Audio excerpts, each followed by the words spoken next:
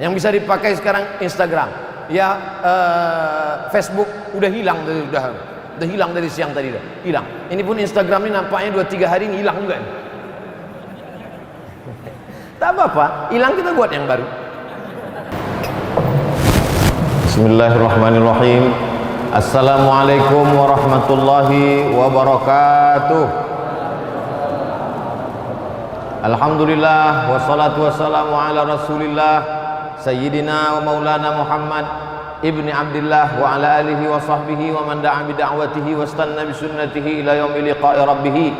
Jamaah Masjid Markaz Islami Bangkinang, Kabupaten Kampar, Provinsi Riau, yang hadir pada malam hari ini, pada malam yang ketiga Ramadan, maupun yang mengikuti program ini melalui streaming, melalui YouTube, melalui berbagai macam program, insyaallah baik yang langsung maupun tak langsung semuanya mendapatkan kemuliaan dari Allah Subhanahu wa taala. Amin ya rabbal alamin. Man qama Ramadan, siapa yang menghidupkan malam Ramadan imanan wa ihtisaban, hanya karena iman kepada Allah dan hanya karena mengharapkan balasan dari Allah bukan yang lain, ghufira lahu ma taqaddama min dzambih, maka diampunkan dosa-dosanya yang lalu.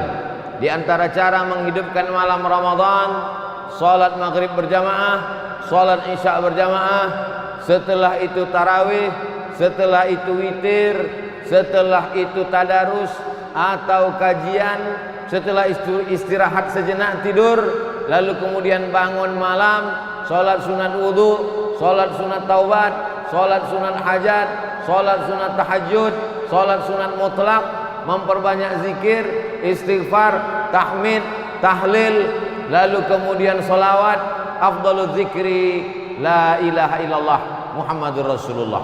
Itulah diantara yang diajarkan sunnah Rasulullah SAW supaya malam-malam ini tetap mendapatkan qiyam.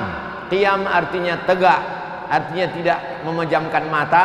Kalau bulan-bulan sebelumnya kita sibuk dengan tidur, maka pada malam-malam bulan Ramadan ini dihidupkan dengan amal-amal. Adapun pada malam hari ini kita akan mengkaji satu hadis Nabi Muhammad SAW. Hadis ini disebutkan dalam kitab Sunan Ibni Majah. Ada 6 kitab Ahlus Sunnah wal Jamaah yang menjadi pegangan Ahlus Sunnah wal Jamaah. 2 sahih, 4 sunan. Sahih Bukhari, Sahih Muslim. 4 sunan, awalnya Abu, akhirnya Ibnu. Abu Dawud, Nasai, Tirmidzi, Ibnu Majah. Imam Ibnu Majah Al-Qazwaini. Qazwaini dari Teluk Qazwain. Qazwain itu tulisan Latinnya Caspian Sea, Bahrul Qazwain. Bahrul Qazwain itu sekarang terletak di antara Azerbaijan dengan Rusia. Begitulah Islam.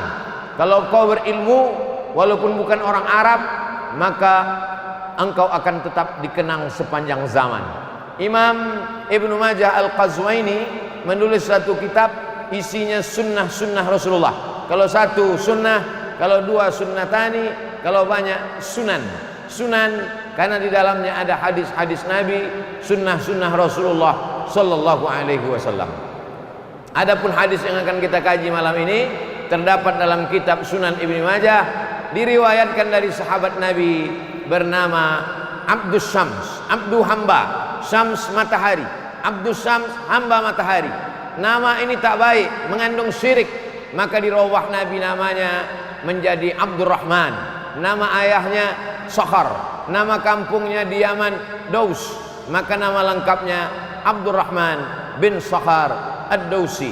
Dia masuk Islam pada tahun ke-7, terlambat masuk Islam.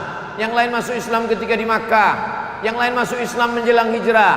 Dia masuk Islam setelah 7 tahun pindah ke kota Al-Madinah Al-Munawwarah. Datang dia dari Yaman, menyeberang sampai ke Madinah, menjumpai Nabi, masuk Islam. Tapi walaupun dia terlambat masuk Islam, dia bersama Nabi hanya 3 tahun saja. Masuk Islam tahun ke-7, Nabi meninggal tahun ke-11 bulan Rabiul Awal. Hanya 3 tahun 3 bulan. Tapi hadis yang paling banyak direwayatkan oleh sahabat Nabi adalah Abu Hurairah. Dia Abdurrahman, tapi karena selalu membawa anak kucing, maka Nabi memanggilnya ya Abahir. wahai engkau orang yang selalu membawa kucing, karena dia orang yang punya berhati lembut, penyayang kepada binatang. Ya Abahir, wahai engkau orang yang sayang kepada kucing. Maka populerlah nama dia dengan nama Abu Hurairah. Nabi SAW sebelum menyampaikan hadis di atas pasir, man bassata ridaahu, siapa yang mau membentangkan sorbannya, kata Nabi, ke atas pasir ini, hatta ulqiya maqalati hadza, sampai ku sampaikan hadisku ini, fala yansa ma sami'a minni abada. Siapa yang mau membentangkan sorbannya, ku sampaikan hadis-hadisku ini, maka dia tidak akan lupa apa yang dia dengar sampai dia mati. Mendengar hadis itu langsung Abu Hurairah membentangkan sorbannya, lalu Nabi menyampaikan hadis-hadis. Setelah itu dia menggulungnya, maka sejak itu dia tak lupa hadis-hadis yang disampaikan Nabi Muhammad SAW. Itu salah satu mukjizat Nabi, bahwa hadisnya terjaga, terpelihara sampai hari ini, sampai hari kiamat, karena sahabat itu diberikan kekuatan akal, kecerdasan di antara sahabat-sahabat. Walaupun Abu Hurairah sahabat yang paling banyak meriwayatkan hadis, tapi dia mengaku ada orang yang lebih banyak lagi hafalannya daripada aku. Siapa dia? Abdullah bin Amr bin As radhiyallahu anhuma. Ada gubernur Mesir, sahabat Nabi, namanya Amr bin As. Amr bin As punya anak laki-laki namanya Abdullah. Abdullah bin Amr bin As radhiyallahu anhuma.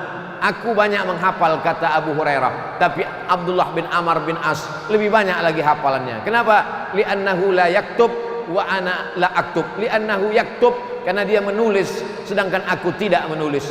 Suatu ketika orang-orang Arab berkata, kenapalah engkau tulis hadis itu wahai Abdullah bin Amr bin As? Kenapa kau tulis hadis-hadis Nabi itu? Datanglah Abdullah bin Amr bin As menjumpai Nabi Muhammad SAW. Ya Rasulullah, mereka berkata, kenapa kau tulis? Apakah yang ada yang perlu kutulis, ada yang tak perlu kutulis? Apa kata Nabi SAW? Uktub, tulis. Wallahi, demi Allah, ma yakhruju minhu illa haq. Semua yang keluar dari mulutku ini hak. Tulislah. Itu menunjukkan bahwa ada sahabat Nabi itu yang mengingat dengan akalnya, Abu Hurairah. Tapi ada sahabat Nabi itu yang mengingat dengan akal dan tulisannya. Itulah dia Abdullah bin Amr bin As dan sahabat-sahabat yang lain. Zaman sekarang umat Islam menjaga hadis tidak dengan akalnya, tidak pula dengan mulutnya, cukup dengan handphonenya. Sehingga ketika handphone itu hilang, hadis itu pun hilang juga. Jamaah yang dimuliakan Allah Subhanahu wa taala. Hadisnya dalam Sunan Ibnu Majah, diriwayatkan oleh sahabat Nabi Abdurrahman bin Sakhar Ad-Dausi Abu Hurairah radhiyallahu anhu. Status hadisnya hadisun hasan. Hadis yang paling tinggi sahih, di bawah sahih hasan, di bawah hasan dhaif. Sahih dengan hasan tak ada ikhtilaf antar ulama, boleh dijadikan dalil hukum. Dhaif 5 syaratnya baru boleh diriwayatkan. Bukan dalam masalah halal haram, bukan dalam masalah akidah, tidak ada periwayatnya yang kadzab, pendusta, penipu, pembohong, masih bernaung di bawah hadis sahih, dan dia untuk fadail a'mal. Kalau ada ustaz yang berceramah, Ramadan ini awaluhu rahmah, awsatuhu maghfirah, akhiruhu itqum minan nar. 10 pertama rahmat, 10 kedua ampunan, 10 ketiga jauh dari api neraka.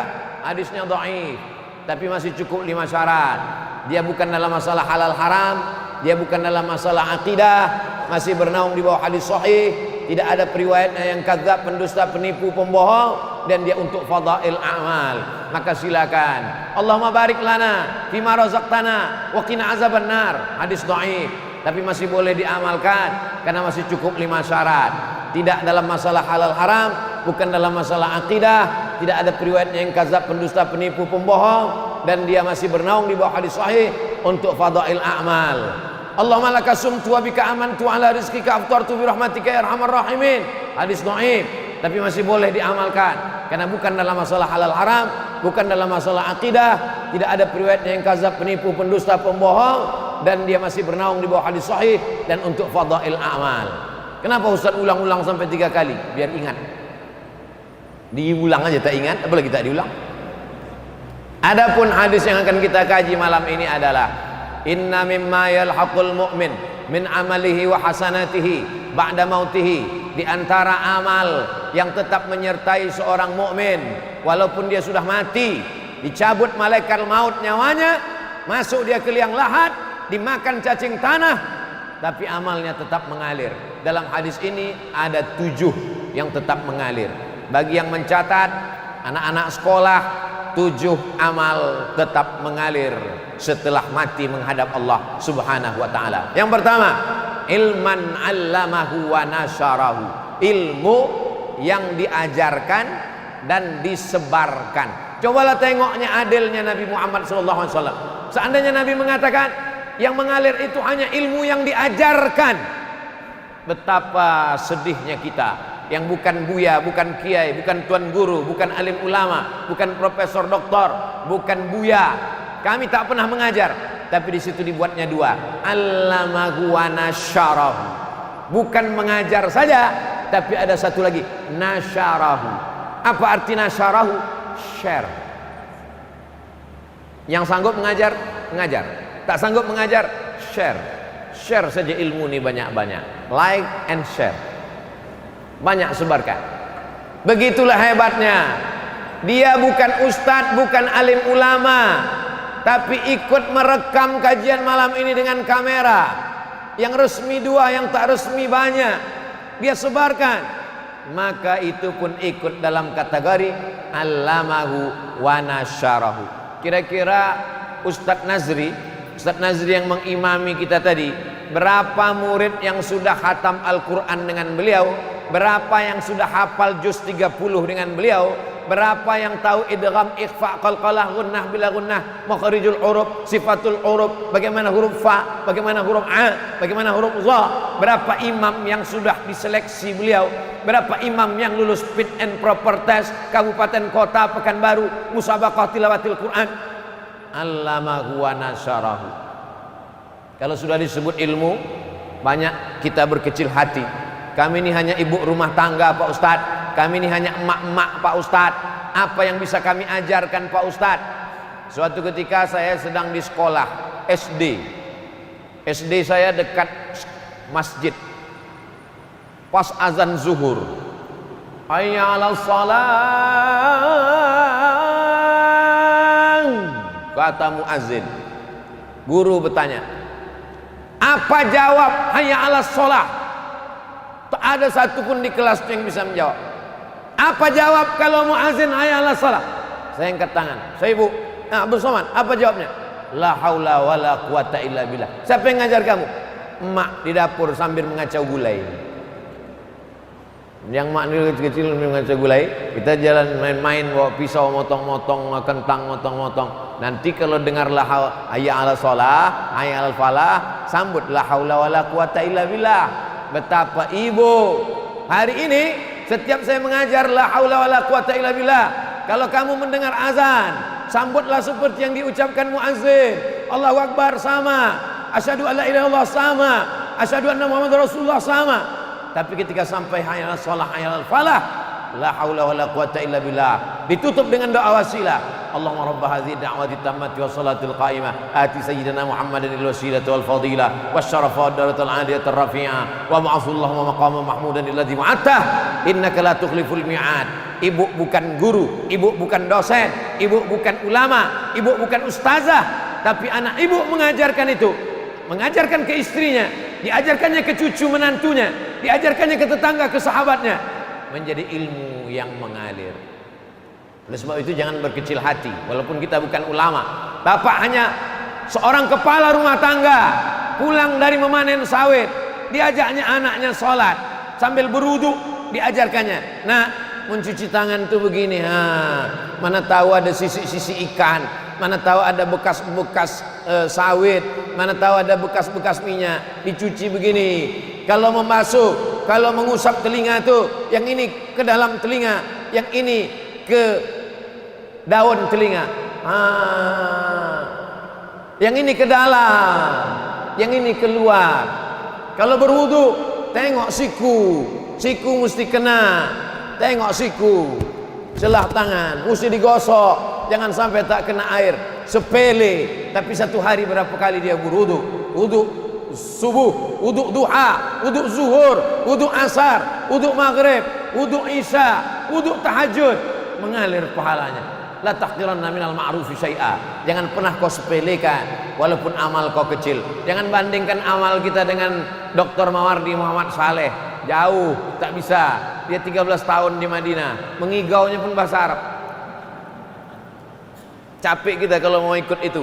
Mau berapa kitab usul fikih mau kita kaji, payah. Yang ringan-ringan saja, yang simpel-simpel saja, yang sepele-sepele saja. Wailun lil aqab, celaka, celaka, tumit ni celaka. Kenapa tumit celaka? Karena tumit tak kena air. Ketika berwudu, keran air dihidupkan, kena ujung, tumit tak kena, diajarkan. Tumit mesti kena. Celah-celah kaki masukkan kelingking, mesti kena. Sepele, remeh-temeh. Tapi berapa banyak orang tak sah sholatnya hanya gara-gara tidak sempurna wudunya. Bapak mengajarkan anak kencing jongkok, kakinya ditekuk, supaya apa? Supaya kantong air seni, air kencingnya kempis, habis keluar semua, menetes, setetes dua tetes, batal wudunya, batal sholatnya. Sepele, remeh-temeh, tapi dia menjadi amal jariah. Maka yang pertama yang bisa menyertai kita walaupun sudah mati, ilman allamahu wa nasarahu. Yang kedua, waladan salihan tarakahu, anak yang soleh. Anak soleh. Kenapa anak nomor 2? Karena banyak orang tak punya anak, berkecil hati, dihibur Allah Ta'ala. Kau boleh tak punya anak, tapi kau punya ilmu. Kau boleh tak punya anak, tapi kau punya buku. Kau boleh tak punya anak, tapi kau punya kitab. Maka ada ulama namanya Syekh Abdul Fattah Abu Ghuddah, menulis kitab Al-Ulama Al-Uzzab alladzina atharul ilma ala zawaj. Ulama-ulama yang seumur hidupnya tak menikah karena lebih mengutamakan ilmu daripada menikah. Di antaranya Imam Nawawi. Sekarang orang kalau membaca kitab Al-Azkar, Imam Nawawi. Riyadhus Shalihin, Imam Nawawi. Raudhatul Talibin wa Umdatul Muftin, Imam Nawawi. Baca Sahih Muslim, tak paham isinya, baca syarahnya Al-Minhaj, syarah Sahih Muslim Ibn Al-Hajjaj, Imam Nawawi. Membaca kitab fikih dari sejak masa Imam Syafi'i tahun 204, Imam Syafi'i abad ketiga, abad keempat, abad kelima, abad keenam, abad ketujuh, 500 tahun mazhab Syafi'i berkembang macam-macam. Datang seorang ulama, direvisinya mazhab Syafi'i. Pendapat yang dhaif dia buang, pendapat yang bagus dia ambil. Maka ditahzibnya mazhab Syafi'i, ditulisnya kitab Al-Majmu' Syarah Al-Muhadzab yang ditulis oleh Imam Nawawi, meninggal tahun 676. Jarak dia dengan Imam Syafi'i 204 ke 676, 204, 3, 4, 5, 6, hampir 500 tahun jarak dari Imam Syafi'i kepada Imam Nawawi. Imam Nawawi tak punya anak, tapi sampai hari ini nama Nawawi tetap disebut orang di berbagai negeri, dari mulai Mesir. Jangan berkecil hati tak punya anak. Ini berapa banyak orang meneteskan air mata mengadu, "Buya, saya tak punya anak." Kenapa tak punya anak? Belum nikah. Nah, nikahlah. Ilman 'allamahu wa nasarahu. Yang kedua, waladan salihan tarakahu. Begitu hebatnya Nabi SAW. Anda yang pertama tadi langsung Nabi katakan anak yang soleh, orang langsung down, orang langsung jatuh. Nabi hibur, ilmu dulu, karena ilmu semua orang bisa berilmu, tapi anak tak semua orang bisa punya anak. Maka yang sudah punya anak alhamdulillah, yang belum punya anak al-kasbu wal ikhtiar. Ikhtiar, makan kurma muda, makan jus toge, makan pokat, makan semangka, makan kacang tanah, kacang hijau, kacang merah, kacang segala kacang dimakan. Tak ada yang sulit bagi Allah. Innama amruhu idza arada syai'an ayyakula lahu kun fayakun. Semua orang mengatakan istrinya sudah mandul, tak akan mungkin punya anak. Diponis orang sekampung mengatakan mandul, tak akan mungkin punya anak. Apa yang terjadi? Umur 99 tahun, Ibrahim alaihissalam mengandung istrinya Hajar. Hajar mengandung, melahirkan anak Ismail, umurnya 86 tahun. 86 tambah 13 tahun umur Nabi Ismail, lahirlah Ishak dari istri tua yang sudah diponis tak akan mungkin punya anak, bisa punya anak. Oleh sebab itu jangan pernah berkecil hati. Allah Ta'ala punya kuasa. Kalau sudah tua tak juga punya anak, husnuzan sama Allah. Mungkin kalau kau punya anak itu pula menyebabkan kau masuk neraka karena dia sabu-sabu, narkoba, LGBT, perbuatan virus HIV/AIDS, melakukan perbuatan umat Nabi Lut, macam-macam. Husnuzon kepada Allah. Ada yang lebih tinggi makomnya daripada sholat tarawih, ada yang lebih hebat daripada sholat tahajud, ada yang lebih hebat daripada jihad fisabilillah. Apa dia?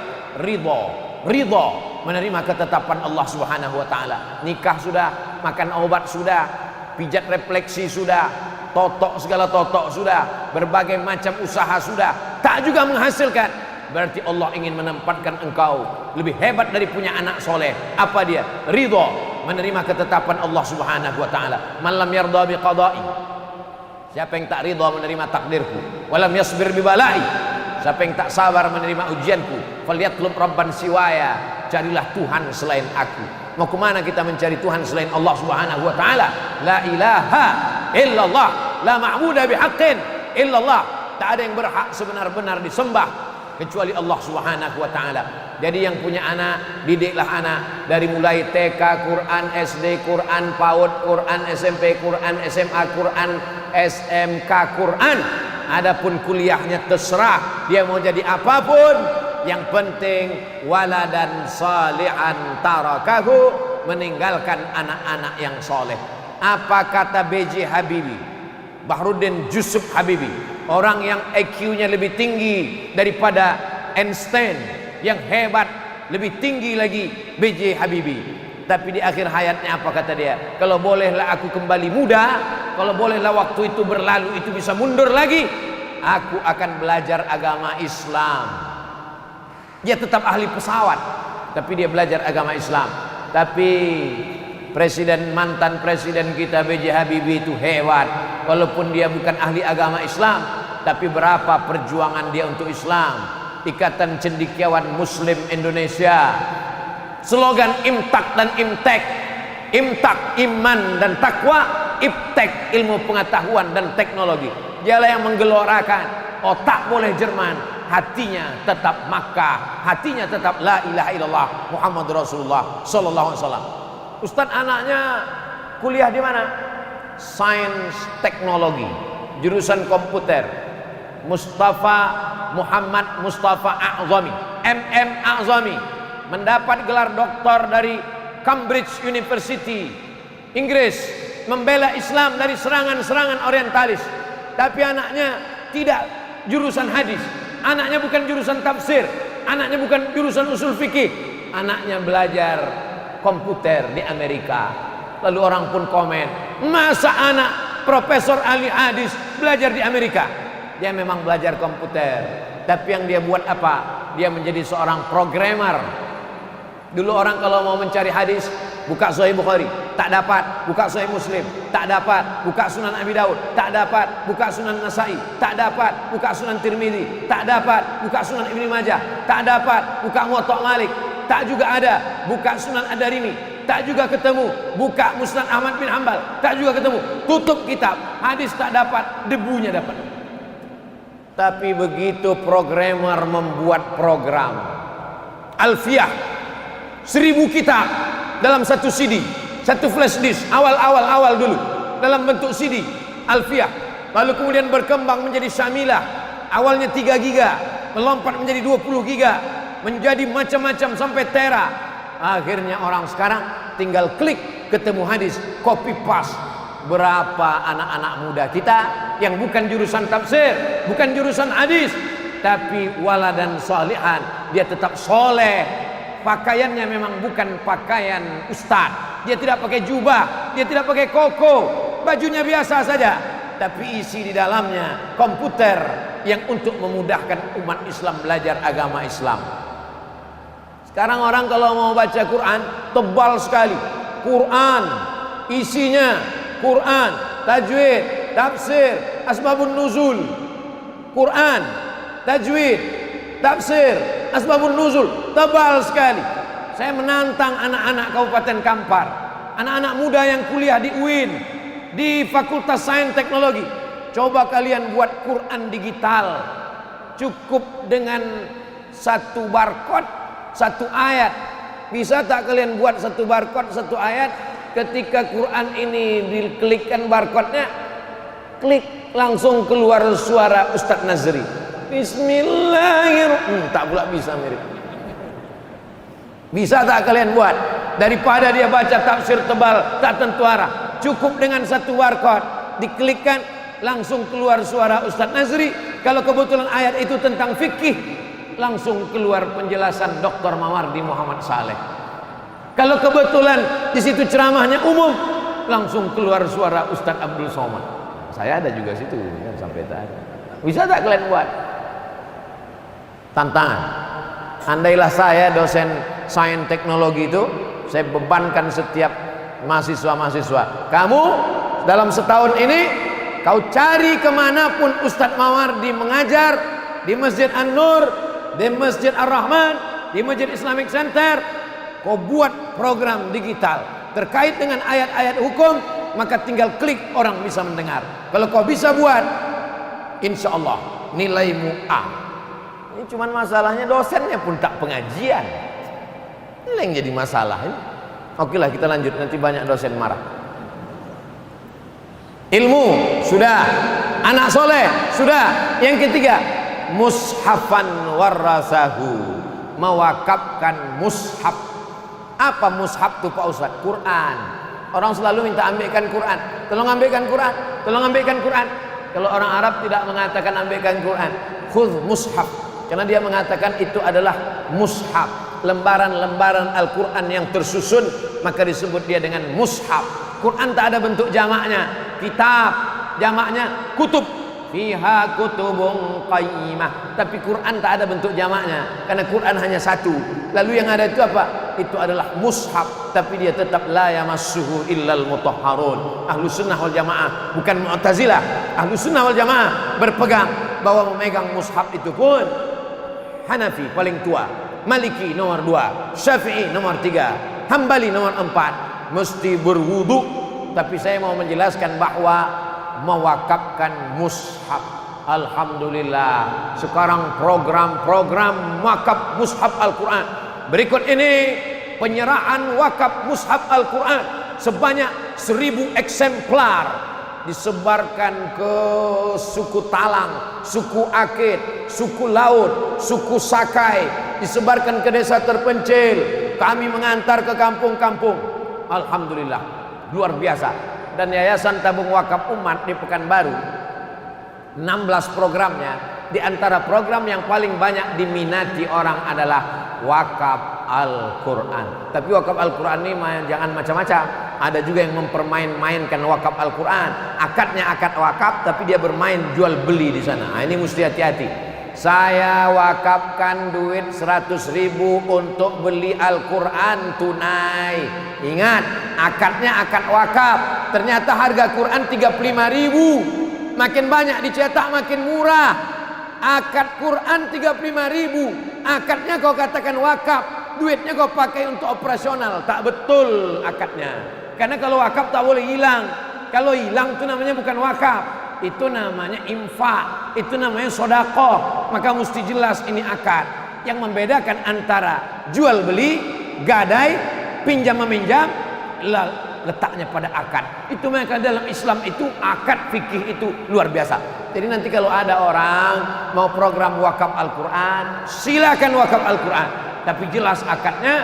Ingat, banyak orang yang berniat baik, tapi berniat baik ini disalahgunakan oleh orang-orang yang tidak baik. Tapi kita tidak pernah taubat berbuat baik. Jangan sampai hanya karena 1-2 orang yang mempermainkan wakaf, lalu kemudian kita taubat berbuat baik. Saya taubat minum khamar, bagus.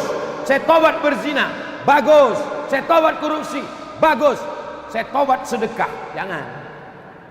Ini umat ini banyak sekarang. Taubat saya pengajian Pak Ustaz, jangan. Kita tetap berbuat baik. Maka silakan wakaf Al-Quran. Ustaz Abdul Somad ini cuman ceramah aja, wakaf Quran. Ustaz sendiri pernah tak wakaf Quran? Waktu meninggal almarhumah mak saya wakafkan Al-Quran, kalau tak salah 5.000 eksemplar. Tapi bukan duit saya. Assalamualaikum Pak Penerbit Bandung. Waalaikumsalam. saya mau cetak 2000 Quran untuk wakaf mak saya meninggal, boleh tak? Boleh, kata dia. Setelah dicetak, tapi kami tak mau terima duitnya Pak Ustadz. Kirimnya 2000 Al-Quran, kata dia tak usah bayar. Oh, kalau tak usah bayar Pak, tambah lagi 5000, kata saya. Nah, kalau 5000 bayar, katanya. Nah, bayar. Maksud saya 2000 tak bayar, yang 3000 tuh bayar, supaya kalau masuk surga jangan dia aja. Coba kalau kita tak mau dibayar, pas diminta 2000, kata dia jangan bayar, mati. Kebetulan kuburnya dekat, dia mengalir pahala, kita tidak. Setiap pagi, setiap sore, setiap malam Quran itu dibagikan, dikirim pakai pos dari Sabang sampai Papua. Pondok pesantren ke Papua kami kirim, ke Makassar kami kirim, ke Banjar kami kirim. Supaya apa? Pesantren, rumah tahfiz, rumah Quran, anak yatim, fakir miskin, duafa, jompo. Yasin sudah terlalu banyak. Saya singgah ke masjid, ke surau, ke langgar musola, Yasin berserak-serak. Yasinnya udah hancur, fotonya yang ada, foto selfie pula tuh. Maka kalau yang selama ini buat Yasin, bukan saya katakan tak bagus, bagus, mantap, tapi udah terlalu banyak. Kalau budgetnya ada 2 juta, belikan Quran 200.000. 1 juta 5 Quran, 2 juta 10 Quran. 1 di rumah anak yatim, 1 di masjid, 1 di surau, 1 di langgar, 1 di musola. Di rumah tetap ada. Jangan sampai di rumah kita tak ada Quran. Mushafan warathahu, mewakafkan Al-Quran. 4, masjidan banahu, membangun masjid. Sanggup bangun masjid dengan duit sendiri, bangun. Tak sanggup bangun masjid dengan duit sendiri, pakai APBD. Contohnya mana? Masjid ini. Masjid ini luar biasa perkembangannya. Saya pertama-tama pulang tahun 2008, dibawa ke masjid ini ceramah. Di bawah ini ember dulu, ember, bocor. Sekarang alhamdulillah sudah tak bocor lagi, tapi lumutnya masih macam dulu. Saya ceramah di sini, pengajiannya hari Selasa. Subuh membaca kitab At-Targhib wa Tarhib Al-Hafiz Al-Munziri 1000 lembar.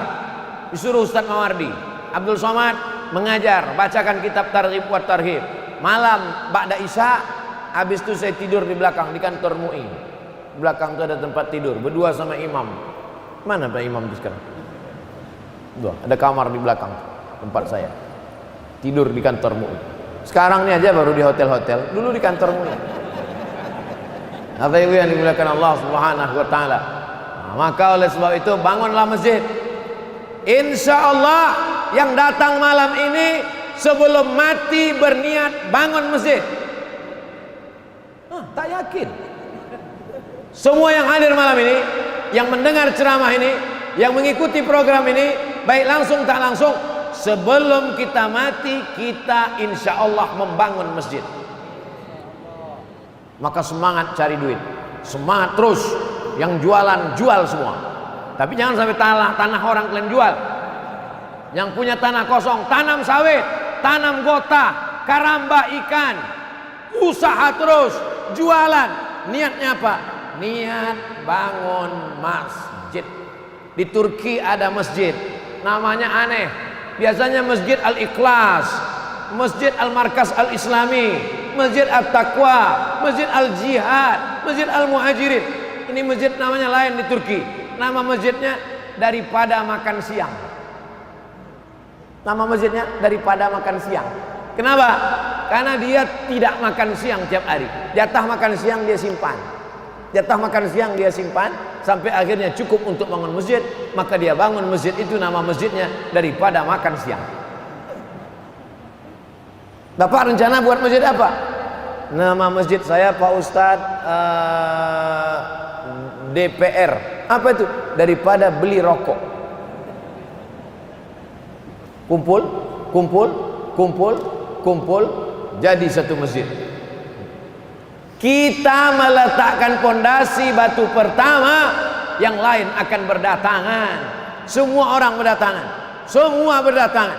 Ketika saya pasang video, ini tanah ini harganya 130.000 per meter. datang nenek-nenek menyerahkan amplop. Saya 2 meter Pak Ustadz.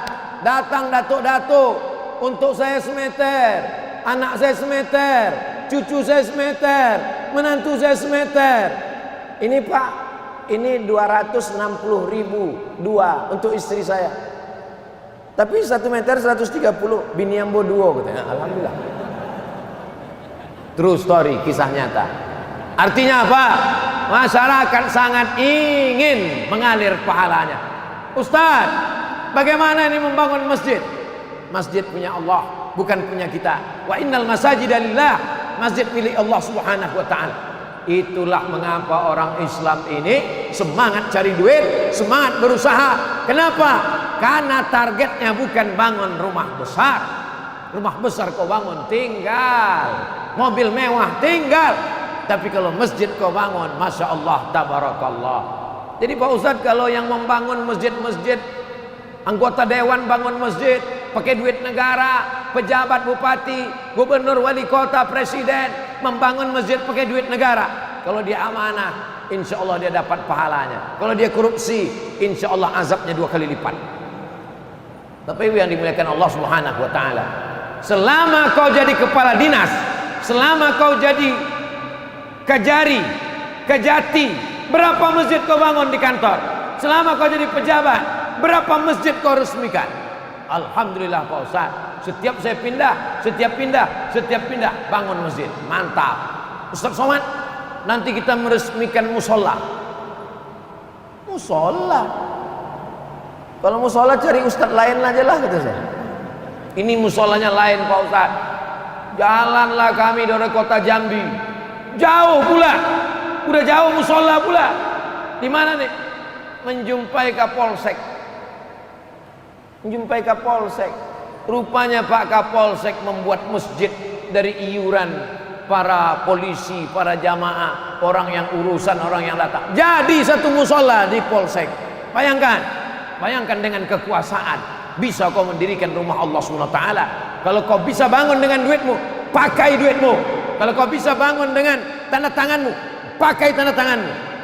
Abdul Somad duit tak ada, tanda tangan tak ada, tapi endorse ada. Pakai endorse. Nah itulah, maka jangan heran kalau Instagram saya itu isinya endorse saja. Yang bisa dipakai sekarang Instagram, ya Facebook udah hilang dari siang tadi dah hilang. Ini pun Instagram ini nampaknya 2-3 hari ini hilang juga.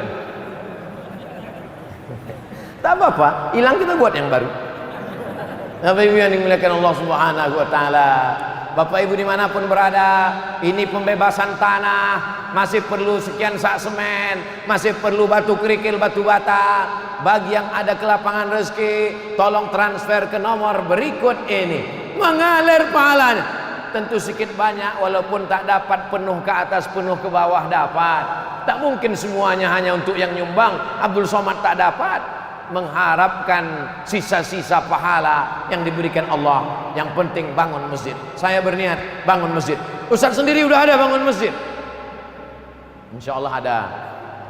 Tapi taklah semua. Ada 2-3 sak semen, 100 sak semen. Tapi yang dimuliakan Allah Subhanahu wa taala. Yang kelima, baitan libni sabil banahu, membangun rumah untuk anak ibnu sabil. Anak kampung, otaknya cerdas, tapi mau sekolah di Pekanbaru tak bisa. Sewa kos mahal, sebulan 500.000. Ada pula kos 1 bulan sampai 1 juta, pakai AC, kamar sendiri, tempat tidur. Ada orang kaya. Ustaz Somad, saya punya kos-kosan 100 pintu, 3 pintu saya wakafkan untuk anak ibnu sabil. Mantap, inilah yang mengalir. 100 pintu rumah kosmu di daerah Panam, orang kuliah di sana, ada Undri, ada UIN, anak kuliah beribu orang. UIN aja mahasiswanya 30.000 orang. Tidak semuanya anak mampu, sebagiannya tinggal di masjid, sebagiannya mencari rumah kos-kosan. Bayangkan kalau ada kos gratis. Syaratnya cuman kau hafal Quran, berprestasi, IQ-mu tinggi, IP-mu 3,7 sampai 4, silakan tinggal di sini. 100 pintu rumah kos saya Pak Ustaz, 3 saya wakafkan fisabilillah. Mantap. Sampai sekarang belum ada lagi. Bapak Ibu yang dimuliakan Allah Subhanahu wa taala, kalau mau dicari duit, duit juga dapat. Kalau mau cari rumah, rumah juga dapat. Kalau mau cari harta, harta dapat. Tapi akhirat kau tak akan dapat. 100 rumah kosmu, begitu kau mati, anak, menantu, cucu, bini habis mengambilnya, tinggal semua. Tapi ada 3 yang kau buat situ. Rumah, kos, wakaf. Syarat tinggal di sini. Anaknya cerdas, hafal Quran, IP 3,7 sampai 4. Itulah yang akan mengalir karena sudah memudahkan urusan. Lapang alam barzahmu, terang kuburmu. Gara-gara apa? Yang kelima, baitan libnis sabil banahu, membangun rumah untuk anak-anak ibnu sabil. Asal ibnu sabil ini orang putus belanja, datang dari Payakumbuh mau pergi ke Pekanbaru, berhenti di Bangkinang, putus belanja, ibnu sabil namanya. Ibnu sabil ini dapat jatah zakat. Innamas shadaqatu lil fuqara wal masakin wal amilina 'alaiha wal mu'allafati qulubuhum wa fir riqab wal gharimin wa fi sabilillah wa ibnis sabil. Ibnu sabil, ibnu anak sabil jalan, dibacanya Quran. Ibnu sabil anak jalan, anak fang. Apa pula itu ibnu sabil? Ibnu sabil orang yang putus belanja. Sekarang tak bisa lagi karena macam-macam orang jadi penipuan semuanya. Betapa banyak kalau sudah dekat Ramadan anak ibnu sabil bermunculan.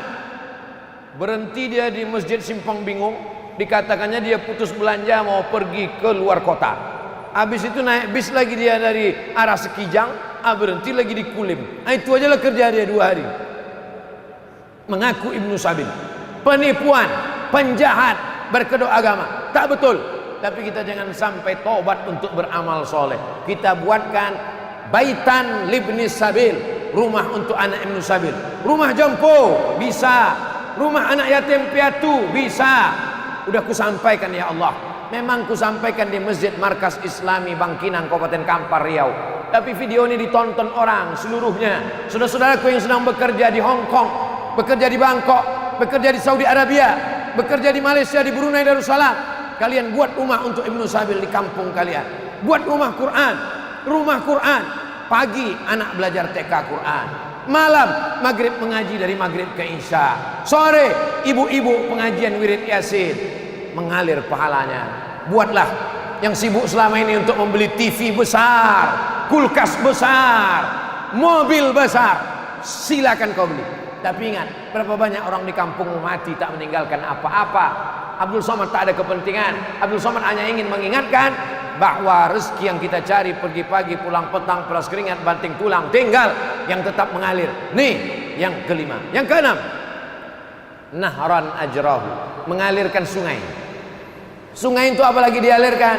Sungai Kampar mengalir, Sungai Indragiri mengalir, Sungai Siak mengalir, Sungai Rokan mengalir.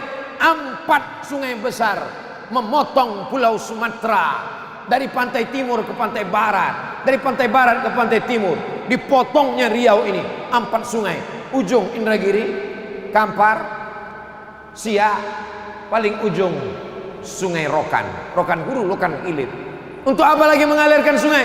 Mengalirkan air. Alhamdulillah sudah dibangun sumur bor sebanyak 61 titik. Bayangkan itu, 61 titik sumur bor. Satu sumur bor berapa itu? Tanya orang perumahan, dia yang tahu karena dia banyak buat sumur bor. 61 titik sumur bor sudah dibuat. Siapa yang membuat? Apa namanya Bu ya? KKB, Komunitas Kampar Berbagi. Bukan Nambo muda. Ya Rasulullah, ya ummi matat, emak saya mati, emak saya meninggal. Afa atasaddaqu anha, kalau saya bersedekah untuk emak saya, apakah pahalanya sampai? Kata Nabi, tasaddaq, silakan sedekah engkau untuk almarhumah emak, silakan sampai. Ayu sadaqatu afdal, apa sedekah yang paling afdal? Kata Nabi, sakyul ma, memberi air minum. Sedekah paling afdal memberi air minum. Sedekah yang sudah dikasih mesti diminum. Bismillahirrahmanirrahim.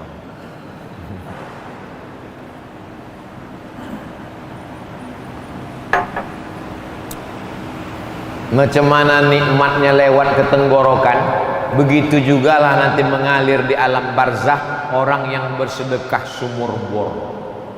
Sanggup buat sumur bor sendiri? Silakan. Pak, buat sumur bor Dayan Surang. Bapak enggak mau sama yang lain? Enggak, saya mau sendiri masuk surga. Yang tak sanggup buat sumur bor sendiri, gotong royong sama-sama. Berapa harga sumur bor? Sekian ratus ribu. Kumpul sama-sama, buat. Jangan egois. Nanti tak maulah Pak Ustadz, kami dikubur bagi-bagi. Oh enggak. Jangan pakai logika berpikir dunia. Man yassara an mu'sirin, siapa yang memudahkan urusan orang di dunia, yassarallahu anhu yaumal qiyamah, dimudahkan Allah urusannya pada hari kiamat. Bapak Ibu, masalah air ini tidak pernah masalah. Asal dibuka keran mengalir air, asal dibuka keran mengalir air, asal dibuka keran mengalir air. Coba masuk ke hutan, coba masuk ke hutan. Ustadz Abdul Somad ini bukan Ustadz kota, Ustadz Abdul Somad ini bukan Ustadz metropolitan, Ustadz hutan. Masuk hutan, keluar hutan. Sampai kami di dalam hutan 5 jam naik sepeda masuk ke hutan, tidur di atas musola. Tidur di atas musola kayu, lantainya semen, pecah-pecah, retak-retak. Jam 3 malam, jam 4 malam bangun mau buang air kecil, turun ke bawah, gelap. Sendirian. Tak mungkin kita bangunkan orang, ketahuan lah Ustadz ketakutan. Turun sendiri. Takut hantu Pak Ustadz? Hantu tidak. Tapi waktu mau masuk hutan itu tertulis besar-besar, konservasi alam harimau Sumatera. Dinaikkan air dulu ke atas. Mau pakai diesel, berapa minyaknya? Tak bisa. Oleh sebab itu maka sumur bor ini amat sangat berarti buat saudara-saudara kita di gunung, amat berarti saudara-saudara kita di hutan.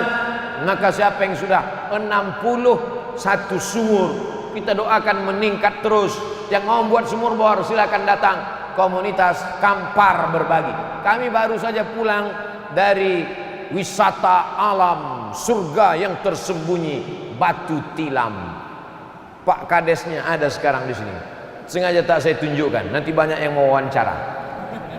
Bapak Ibu yang dimuliakan Allah Subhanahu wa taala, maka ini peluang kita untuk membuat sumur bor, sumur bor, sumur bor. Pondok pesantren, santrinya 1000, WC-nya 3. Bayangkan berapa yang ngantri. Berapa banyak orang yang buang air kecil, buang air besar di bawah pokok kelapa. Patutlah kelapa muda itu masin. Tapi kalau kita punya duit, datang. Buya, berapa santri awak ini? Ada 1000 uang. Berapa perlu WC? Berapa perlu toilet? Berapa perlu kamar mandi? Berapa perlu sumur bor?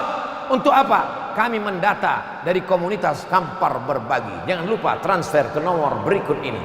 Lah, tinggal potong aja video kau Buya. Bapak Ibu yang dimuliakan Allah Subhanahu wa taala, yang terakhir, yang ketujuh, shadaqatan akhrajaha min malihi. Sedekah yang dia keluarkan dari hartanya, fi sihatihi, waktu dia masih hidup, wa hayatihi, waktu sehat, waktu hidup, yalhaquhu ba'da mautihi, maka akan mengalir untuk dia setelah mati. 7. Tapi selama ini katanya Pak Ustadz 3 saja. Idza matal insan, kalau manusia mati, in qata'a amaluhu, amalnya putus, illa min salasin, kecuali dari 3. Shadaqatun jariyah, ilmun yuntafa'u bih, waladun salihun yad'u lah. Itu hadis sahih Muslim. Yang 3 itu sahih Muslim. Sedangkan yang kita kaji malam ini dalam Sunan Ibni Majah. Kontradiktifkah dia? Tidak. Kalau ada hadis kontradiktif dengan satu hadis, namanya mukhtaliful hadis. Ulama pertama yang membahas mukhtaliful hadis Imam Muhammad bin Idris Asy-Syafi'i, nama kitabnya Ikhtilaful Hadis. Tidak ada kontradiktif. Anak soleh, ilmu yang bermanfaat, sedekah jariah, ditambah dengan yang 7 tadi. Bahkan ada sebagiannya disebutkan yang ada dalam 3 hadis ini ada di yang 7, tapi yang ada di yang 7 tak ada di dalam 3 hadis. Intinya, mari kita semangat bekerja, mari semangat cari duit, tapi yang mau dibuat adalah yang 7 ini, insya Allah. Itulah kaji kita pada malam hari ini. Lebih kurang 50 menit kita bersama. Mudah-mudahan apa yang kita kaji ini bernilai amal soleh, kita amalkan. Yang muda-muda semakin semangat, yang tua-tua pun lebih semangat. Karena yang tua-tua ini mau mati, mau masuk ke liang kubur, mau masuk ke liang lahat, jangan lagi ganti mobil, jangan lagi ganti rumah. Berpikirlah apa yang akan kita persiapkan menuju alam barzakh. Yang muda jangan semangat, yang tua jangan putus asa, yang muda jangan terlalu bersemangat. Tapi hidup ini yang paling penting adalah apa amal soleh yang kita amalkan. Para asatiz, para tuan guru, mohon maaf atas segala kesilapan. Terima kasih segala perhatian. Aku qauli hadza astaghfirullah li wa lakum. Wassalamualaikum warahmatullahi wabarakatuh.